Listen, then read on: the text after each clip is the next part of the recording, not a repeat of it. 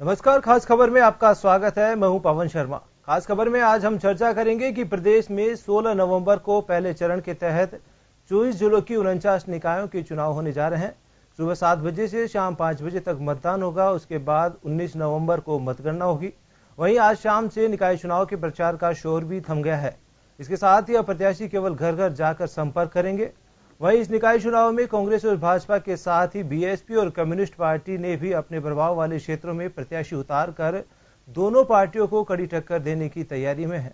खास बात यह भी है कि प्रदेश के जो कुछ निकाय हैं उनके 14 वार्डों में प्रत्याशी निर्विरोध पार्षद भी घोषित किए जा चुके हैं।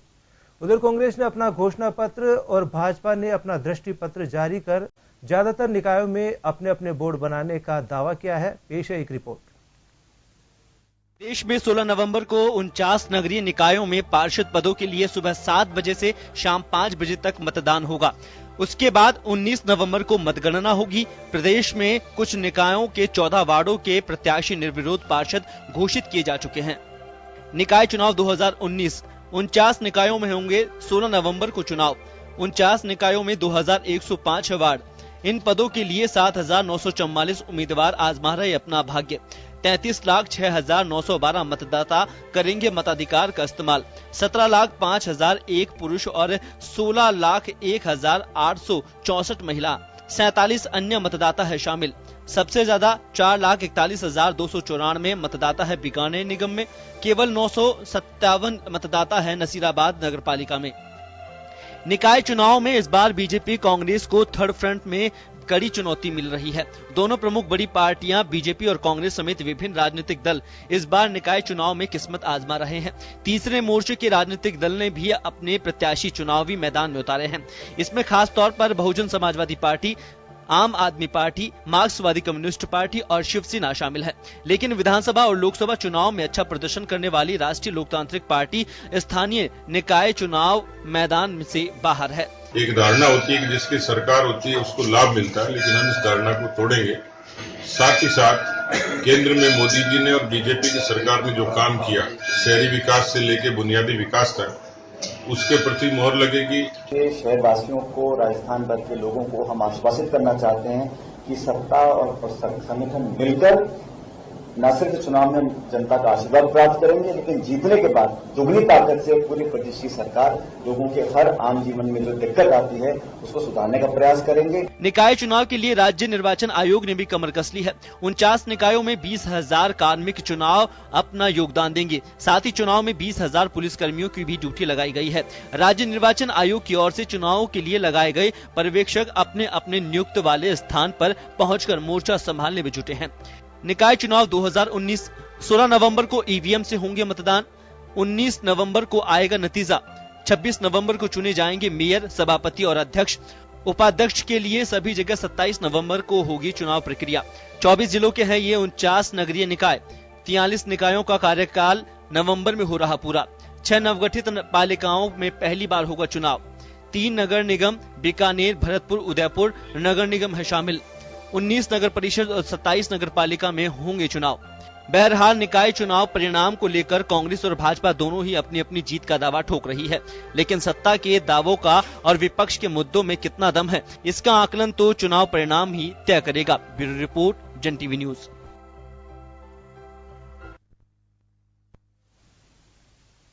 और खास खबर में आज हम निकाय चुनाव पर गहनता से चर्चा करेंगे। उससे पहले हम आपको बता दें कि हमारे साथ जो मेहमान जुड़े हैं उनका एक परिचय करा देते हैं। आज हमारे साथ पैनल में भाजपा से अमित गोयल साहब जुड़ चुके हैं। वहीं सीआईएम से डॉक्टर संजय माधव साहब हमसे जुड़ चुके हैं। वहीं नगर निगम समिति चेयरमैन सुशील शर्मा जी हमसे जुड़ चुके हैं। वरिष्ठ पत्रकार ओमेंद्र धादी जी भी हमसे जुड़ चुके हैं। खास खबर में ये हमसे जुड़ चुके हैं। हम इनसे निकाय चुनाव को लेकर गहनता से चर्चा करेंगे। आप सभी का सर जन टीवी न्यूज चैनल में स्वागत है। और सबसे पहले हम चर्चा करेंगे सुशील शर्मा जी से। हम ये जानना चाहेंगे सुशील जी, अक्सर निकाय चुनाव में देखने को मिलता है कि जिसकी सरकार होती है उसकी ओर ज्यादा झुकाव रहता है, यानी कह सकते हैं कि उस पार्टी के ज्यादा बोर्ड बनते हैं। क्या वर्तमान दौर में भी ये सही साबित होगा या फिर हालात बदल गए हैं?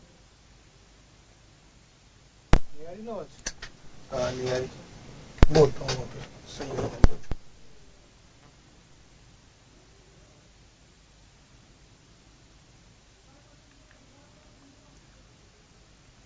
सुशील शर्मा जी के पास हम चलते हैं। सुशील शर्मा जी, अक्सर निकाय चुनाव में देखने को मिलता है कि जिसकी सरकार होती है उसका झुकाव ज्यादा रहता है, यानी कह सकते हैं कि उस पार्टी के ज्यादा वोट बनते हैं। क्या वर्तमान दौर में भी यह सही साबित होगा या फिर हालात बदल गए हैं?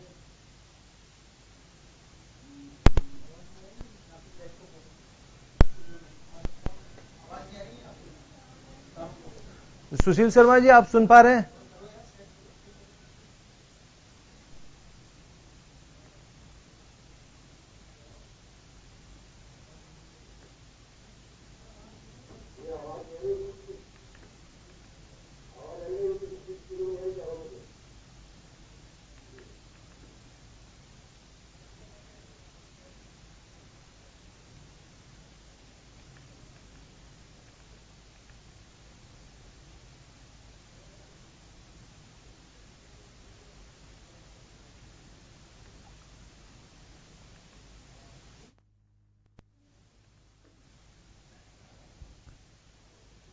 सात 7,944 उम्मीदवार मैदान में। आपको बता दें कि 33,06,912 मतदाता अपने मताधिकार का इस्तेमाल करेंगे।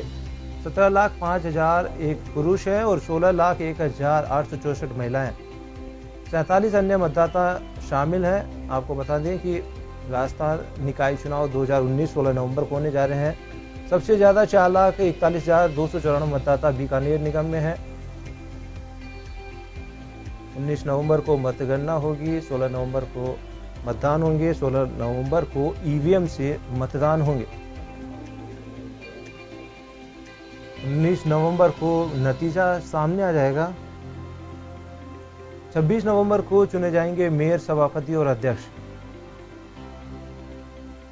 उपाध्यक्ष के लिए सभी जगह 27 नवंबर को चुनाव होंगे। 24 जिलों के ये 49 नगरीय निकाय के चुनाव होने जा रहे हैं। 43 निकायों का कार्यकाल नवंबर में पूरा हो रहा है। और ज्यादा जानकारी लेंगे सुशील शर्मा जी से। जी सुशील शर्मा जी, अक्सर देखा जाता है कि निकाय चुनाव में ये देखने को मिलता है कि जिसकी सरकार होती है उस ओर ज्यादा झुकाव रहता है, यानी कह सकते हैं कि उस पार्टी के ज्यादा वोट बनते हैं। क्या वर्तमान दौर में भी यही है साबित हो गए या फिर हालात बदल गए हैं? देखिए पवन जी, जिसकी सरकार होती है निश्चित रूप से वो उसका फायदा मिलता है जी, और वो उसका उपयोग भी करता है सत्ता का, और उसका लाभ भी लेने की कोशिश करता है। जो सत्ता से बाहर होते हैं उनको उतना लाभ नहीं मिल पाता, लेकिन फिर भी प्रयास तो करता ही है अपने। लेकिन आपने जो सवाल किया है कि सत्ता का क्या लाभ मिलता है, तो ये निश्चित बात है कि जो भी रहेगा पावर में उसका लाभ तो लेगा और उसका निश्चित रूप से लाभ मिलेगा इनको। जी, अब हम अमित गोयल जी से, अमित गोयल साहब के पास चलते हैं। सर, निकाय चुनाव में इस बार बीजेपी कांग्रेस को थर्ड फ्रंट से भी कड़ी चुनौती मिल रही है। इनमें खासतौर पर बहुजन पार्टी और आम आदमी पार्टी, मार्क्सवादी पार्टी, शिवसेना जैसी कई पार्टियां शामिल है।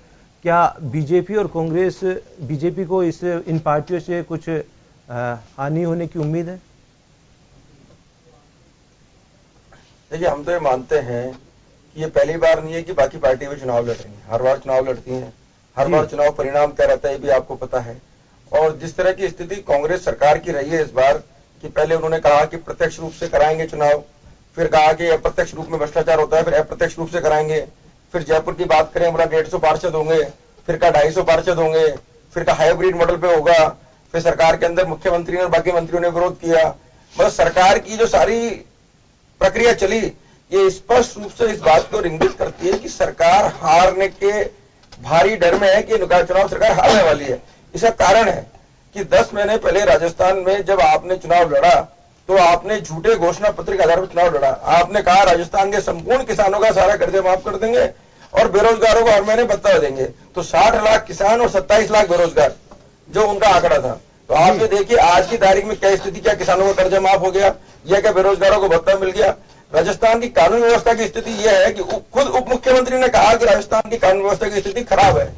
और कांग्रेस के पार्षदों की स्थिति बता दूं आपको, आप देखिए सुमन गुर्जर जी जयपुर की पार्षद थी, चेयरमैन थी, अभी कुछ दिन पहले उनको ट्रैप किया ईसीबी ने और अभी तक शायद जमानत भी उनकी नहीं हुई है।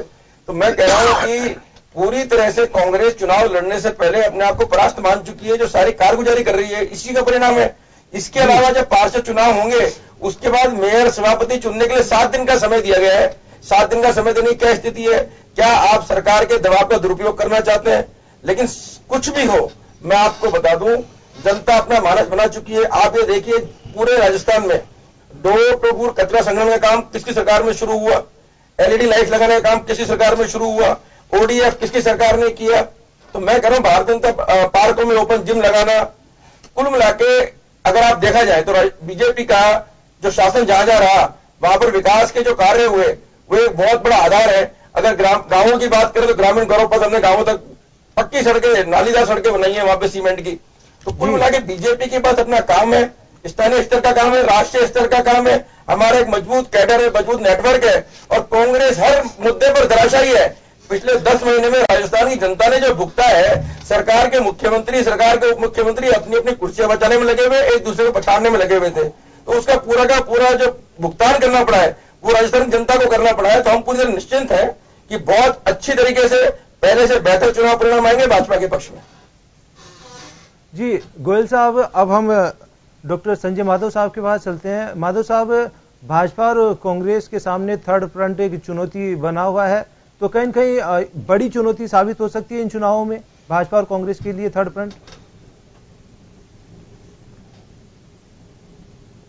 निश्चित रूप से पवन जी, जिस प्रकार के राजस्थान के अंदर जो है हालात हैं, साथ ही सुशील जी ने भी कहा और अभी अमित जी जो कह रहे हैं उसके बिल्कुल विपरीत स्थितियां हैं। आज ज्यादातर नगर निगम या नगर पालिकाएं जो है पिछले 50, 60, 70 साल में बीजेपी के पास रही या कांग्रेस के पास रही, और जो लोग शहरों में निवास करते हैं, मैं जयपुर में रहता हूं, मेरा परिवार हनुमानगढ़ में रहता है, और भी जिन जिन नगर पालिका क्षेत्रों में लोग निवास करते हैं वो लोग जानते हैं। अमित जी कह रहे हैं कि बड़ा स्वर्ग बना दिया शहरों को, लेकिन वास्तविकता ये है कि आज जो है पूरा का पूरा राजस्थान के सारे कस्बे, नगर निगम, बड़े महानगर, वो एकदम से जो है ठेकेदारों की जो है एक ठेकेदार, राजनेता और नौकरशाह, इनके जो है चंगुल में फंसे हुए हैं, और सिवाय जो है लूट खसोट के नगर निगमों के नाम पर कुछ नहीं हो रहा है। आज जो है छोटे छोटे काम, पैसा ठीक है, खूब सारा पैसा खर्च हो रहा है, योजनाएं बन रही है, कचरा संग्रहण की योजना भी बता रहे साथी। मैंने अभी कचरा संग्रहण की हालत देख लीजिए, अब क्या हालत है। वो गाड़ियां जो है जयपुर में, मैं जयपुर की बात करना चाहता हूँ, जयपुर के महापौर जो है वो ना तो बीजेपी कह सकती है कि मेरे थे, कल तक इनके थे, आज कांग्रेस के हो गए। उनकी हालत क्या है? आज जो है जयपुर को कचरे का ढेर बड़ा पड़ा है, पूरी सड़कें जो है गड्ढों से भरी पड़ी है, लाइटें जलती नहीं है, और आवारा पशुओं की हालत ये है कि सड़कों पर आदमी कम और आवारा पशु ज्यादा घूमते हैं। कुत्ते, बिल्ली, गाय, भैंस सब सड़कों पर मौजूद है। इसलिए अभी राजस्थान की जनता ये देख रही है कि चाहे निगम भाजपा का आया चाहे कांग्रेस का आया, अभी ये कह रहे हैं कि इन्होंने वो बदला बदली कर दी, लेकिन ये बदला बदली बीजेपी ने भी की। वो डायरेक्ट चुनाव होते थे, जनता को अधिकार था अपना महापौर चुनने का, उसमें तकनीकी कुछ हो सकता है दिक्कतें हो, उनको दुरुस्त करते और डायरेक्ट चुनाव होता तो ज्यादा बेहतर होता, लेकिन उसको बीजेपी ने बदला, क्योंकि सुशील जी ने सत्ता जिसके पास होती है, वो चाहते हैं, अब जो मोदी जी ने कहा कड़ी से कड़ी जोड़ो, अब कड़ी से कड़ी भी जोड़ के देख ली लोगों ने, उसके बाद भी कड़ी से कड़ी जोड़ करके भी नगर निगम से लेकर के और राष्ट्रीय सरकार तक बीजेपी की बना दी। लेकिन सिवाय नारों के स्वच्छता अभियान के नाम पर क्या लूट मची है। आज तमाम सिर्फ नारे बनकर रह गए हैं, बड़ी बड़ी योजना बनती है, लेकिन उस योजनाओं के अंदर मुश्किल से 10% पैसा खर्च होता है, 20%, बाकी सारा का सारा पैसा नौकरशाह और ये ठेकेदार और राजनेता मिलकर ढका जाते हैं। इसका सारा उदाहरण देखा है। इसीलिए उन पैसों से खरीद होती है। यदि वास्तव में जनता का हित पूरा करने का कार्य हो नगर निगम के द्वारा, अगर स्थानीय निकाय है उनका इस्तेमाल वास्तव में जनता के हितों को पूरा करने की, तो लड़ाई किस बात की है? डायरेक्ट हो जाए, इनडायरेक्ट हो जाए, लेकिन नहीं, खरीद फरोख्त होती है। एक एक वार्ड के अंदर चुनाव लड़ने वाले भाजपा कांग्रेस के उम्मीदवार करोड़ों करोड़ों रुपए जो है चुनाव के लिए खर्च करते हैं। उसके बाद महापौर, उप महापौर बनने के लिए करोड़ों रुपए खर्च, वो पैसा कहां से ला रहे हैं, वो पैसा कहां से निकालेंगे? ये कोई पूछने वाला इनसे है? अभी ये कोई मतलब ये कोई एक ऐसे बुगाड़ते में रखने वाली बात है। मैं अमित जी से माफी चाहूंगा कि ऐसी बातें ना कहें। राजस्थान की जनता, वो खुद भी भुगत रहे होंगे, राजस्थान की जनता भुगत रही है। आज कोई भी शहर, एक भी ऐसा शहर नहीं है राजस्थान के अंदर जो ये कह सके कि वो तमाम तरह से शहरी जो समस्याएं हैं उनसे मुक्त है। आज तुम माधव साहब कुल मिला के ये कह सकते हैं कि इस बार जनता थर्ड फ्रंट को भी मौका दे सकती है। माधव साहब कुल मिला के ये कह सकते हैं कि जनता इस बार थर्ड फ्रंट को भी मौका दे सकती है।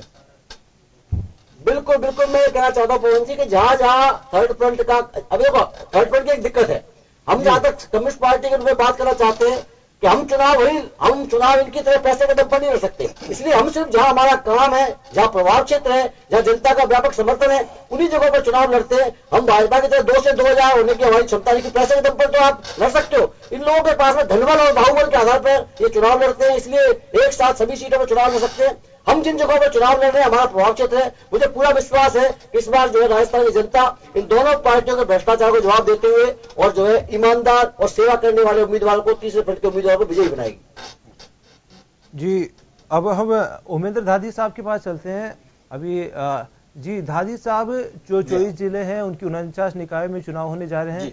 वहीं निर्वाचन विभाग, पुलिस प्रशासन सहित राजनीतिक पार्टियों ने एक तरीके से सभी तैयारियों को अंतिम रूप दे दिया है।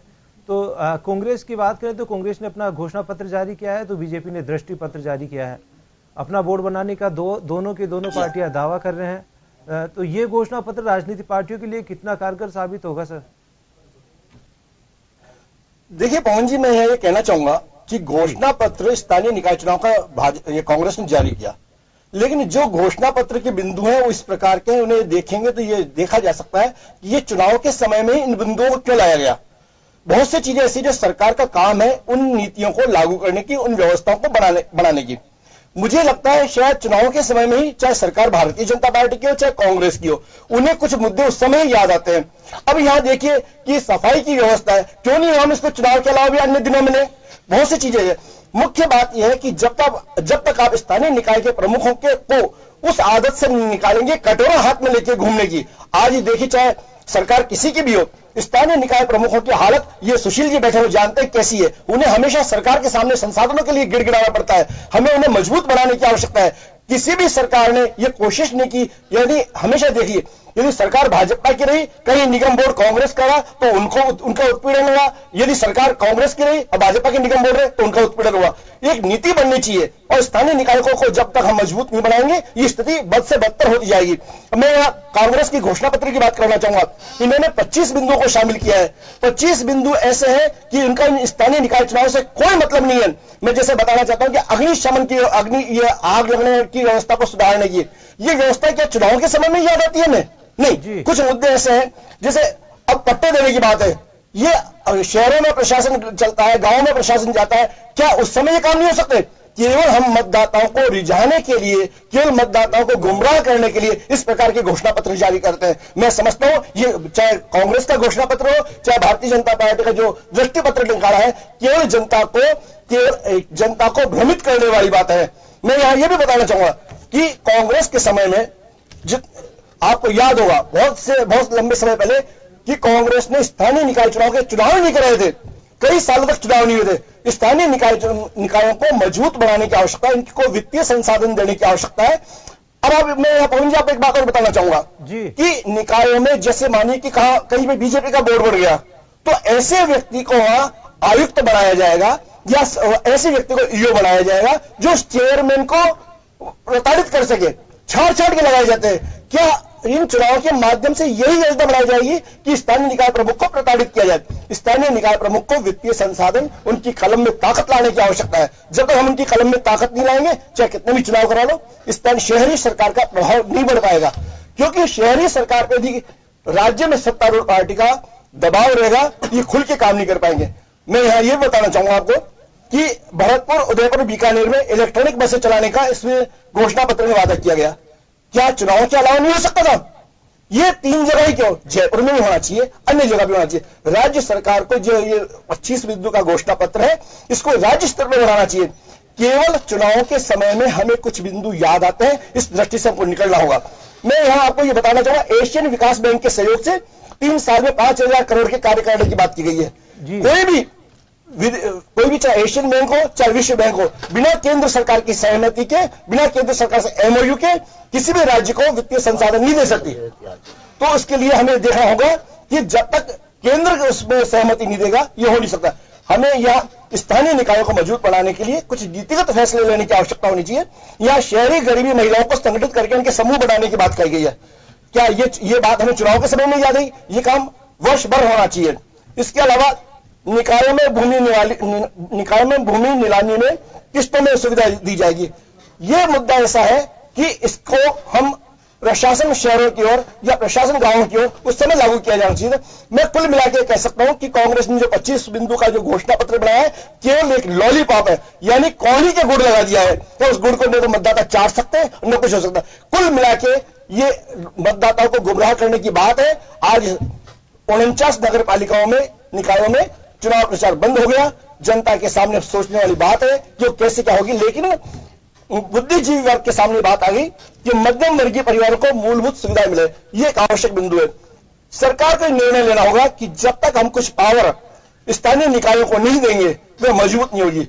बिजली की व्यवस्था स्थानीय निकायों के पास होनी चाहिए, पानी की व्यवस्था इनके पास होनी चाहिए, शिक्षा की व्यवस्था इनके पास होनी चाहिए। पहले योजनाएं बनी, लेकिन योजनाएं क्रियान्वित नहीं हो पाई।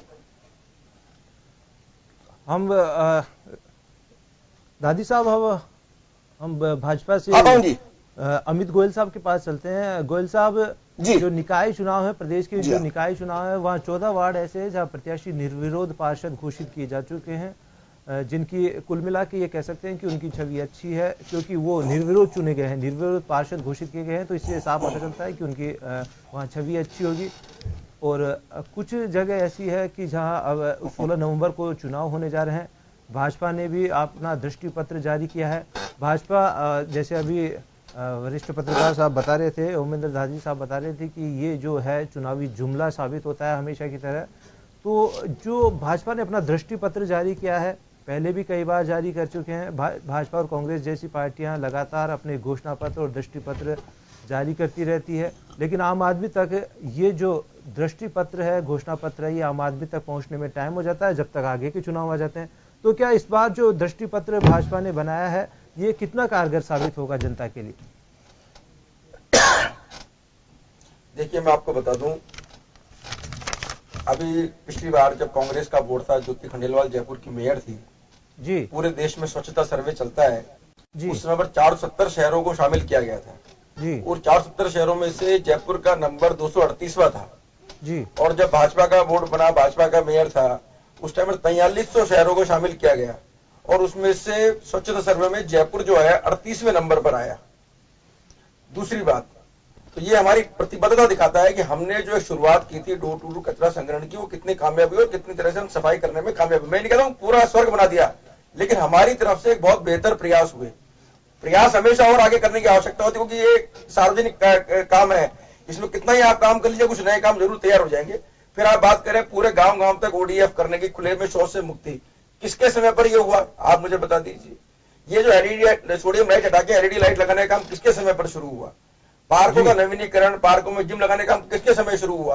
तो मैं कह रहा हूं भारतीय जनता पार्टी सकारात्मक तरीके से आम शहरी के, आम जनता का जीवन स्तर अच्छा हो, इसके लिए प्रयासरत है। ऐसा नहीं सारा काम खत्म हो गया है, बहुत सारे काम होते हैं सार्वजनिक क्षेत्र में, लेकिन हमने ईमानदारी से जनता के हितों को ध्यान रखते हुए काम करने का प्रयास किया है। और इसी का कारण है कि बार बार आप ये देखिए, नगर निगम के चुनाव में, नगर निकाय चुनाव में मतदाता जो है भाजपा को जिताता है।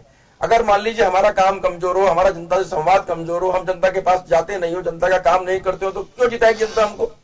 जनता हमको जिता रही है, इसका कारण यह है कि हम जनता के प्रति प्रतिबद्ध तरीके से काम कर रहे हैं। सारे काम सबके नहीं हो सकते हैं, लेकिन जनता के प्रति हमारी जवाबदेही को जनता समझती है, हमारे प्रयासों को समझती है, हमारे काम को समझती है। और ये छोटा चुनाव है, मैं भी मानता हूं छोटा चुनाव है। बहुत बार ऐसा भी होता है कि कोई व्यक्ति इसकी बहुत अच्छी छवि क्षेत्र में होती है, वो भी चुनाव में जीत जाता है। कई बार पार्टी से ऊपर भी चला जाता है कि पार्टी में प्रत्याशी हार जाता है, निर्दलीय जीत जाता है, ऐसा भी होता है। लेकिन निश्चित रूप से मैं कह सकता हूं कि नगर निकाय चुनाव में भाजपा को हमेशा बहुमत इसी आधार पर मिलता है कि भाजपा के पार्षद, भाजपा की नीतियां जनता के हित में, जनता के पक्ष में होती है। जी गोयल साहब, एक चीज हो रहा है, पहले 91 वार्ड थे नगर निगम में, फिर 150 किए और अब 250 तक बात पहुंच गई है, और 2 मेयर की भी घोषणा कर दी है, जयपुर, जोधपुर, कोटा सहित शहर, बड़े जो शहर हैं यहाँ पे। तो आखिर क्या सरकार को ऐसी जरूरत पड़ी कि 2 मेयर बनाए जाए और 250 वार्ड? सब जगह वार्डों की संख्या काफी ज्यादा बढ़ा दी गई है। क्या वार्ड की संख्या बढ़ाना सरकार को ये मानती है कि विकास होगा, या फिर और कोई कारण है? देखिए, मैं आपको बता दूं, विधानसभा चुनाव के 6 महीने के बाद में लोकसभा चुनाव हुआ, और लोकसभा चुनाव में राजस्थान के जादूगरी पूरी तरीके उतर गई। राजस्थान में 25 की 25 जगह कांग्रेस का सूबड़ा साफ हो गया, उनके खुद के बेटे उनके गृह क्षेत्र से हार गए। और अब निकाय चुनाव आ रहे हैं, निकाय चुनाव में भाजपा हमेशा मजबूत भी रही है। अब कांग्रेस को था कि किसी भी तरीके से नगर निगम चुनाव को कैसे हम इस रेस में आगे आए। इस आगे आने के कारण, इस आगे आने की मंशा कारण ये बहुत सारे प्रयोग करने का इन्होंने प्रयास किया। इन्होंने वार्ड छोटे छोटे कर दिया, आपने कहा 1000, 600, 500 लोगों के वार्ड बना दिए। आप बताइए 100, 150 वोट लेने वाला व्यक्ति कहीं कहीं पार्षद बनेगा, तो क्या ये जवाब जनता के प्रति जवाबदेही वाला काम है? आप कभी कहते हो प्रत्यक्ष प्रणाली से कराएंगे, कभी कहते हो अप्रत्यक्ष प्रणाली से कराएंगे, कभी कहते हो हाइब्रिड से कराएंगे। दिल्ली तक सोनिया जी के दरबार तक मामला गया। तो मैं कह रहा हूं, और नगर सभापति चुनने के लिए 7 दिन का समय, तो ये स्पष्ट रूप से सरकार की जो दुर्भावना है, सरकार जो अपने राजनीतिक दबाव से, भ्रष्टाचार से सत्ता को हासिल करना चाहती है, ये सब उसी की कड़ी के अंदर माने जा सकते हैं। लेकिन मैं समझता हूं जनता इतनी अवेयर है, जनता इतनी समझदार है, जनता को पता है कि देश के हित में क्या है, प्रदेश के हित में क्या है और हमारी निकाय चुनाव के हित में क्या है।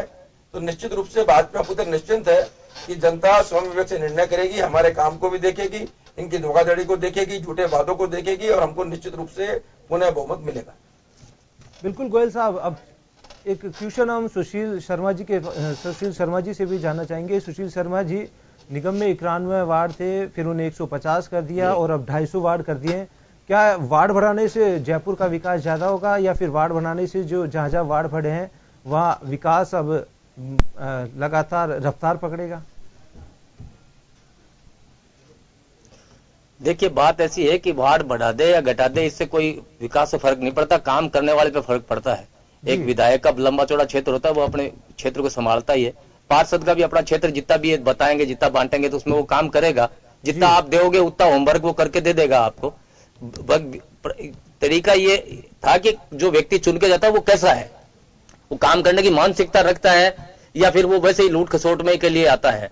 मैं आपको बताऊं, ये 250 कर दिया तो भी कोई फर्क नहीं पड़ना और 150 कर दिया। एक्चुअल में इन्होंने जो किया इसके पीछे सत्ता का भी कोई कारण होगा, लेकिन एक तो ये था यूनेस्को में जब जयपुर का नंबर आया और उन्होंने जब कुछ इनको टारगेट दिए हैं तो इन्होंने हेरिटेज का अलग बनाया जयपुर, ताकि उसका विकास अलग तरीके से किया जा सके। और ग्रेटर जैसे जयपुर फैलता जा रहा है, काफी लंबे क्षेत्र बनते जा रहे हैं और एरिया बढ़ता जा रहा है, तो उसको देखते हुए ग्रेटर का इन्होंने नाम दिया। भविष्य के अंदर शायद इसको आगे पंचायतों को भी ये जोड़ेंगे, लेकिन अभी तो उसी तरीके से काम कर रहे हैं जो पहले जो क्षेत्र था उसी में ही 250 बनाएंगे ये।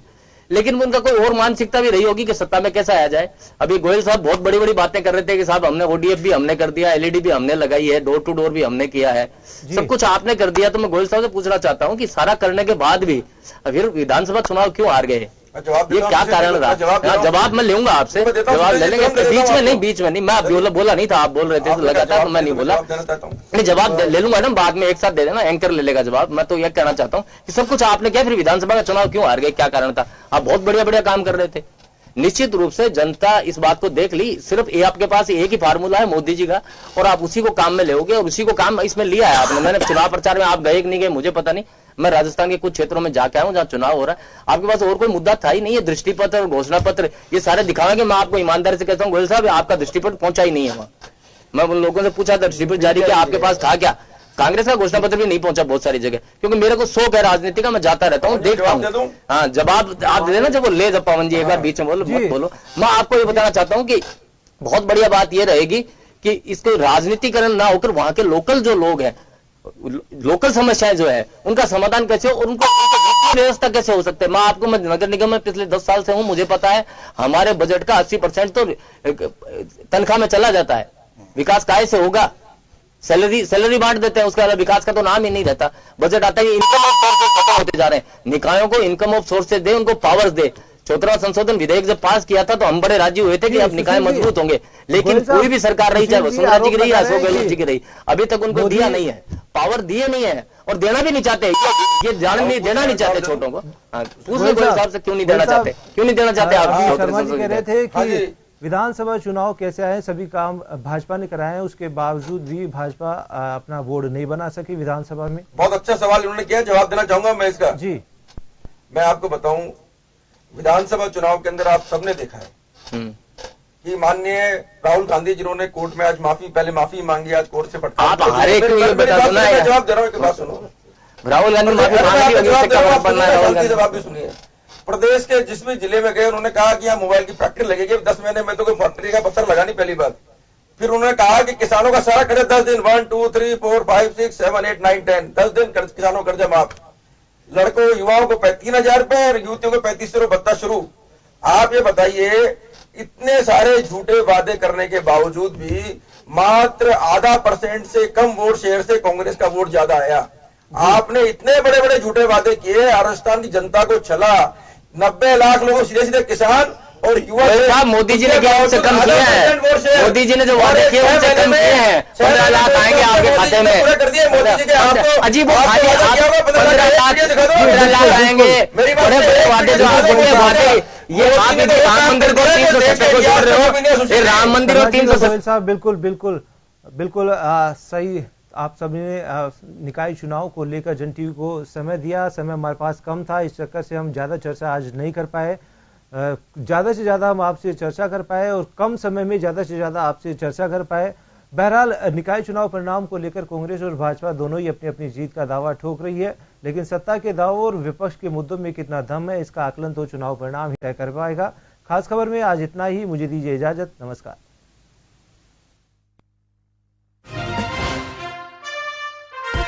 जन टीवी की लेटेस्ट अपडेट पाने के लिए हमारे चैनल को जरूर सब्सक्राइब करें और नोटिफिकेशन पाने के लिए बेल आइकॉन दबाएं।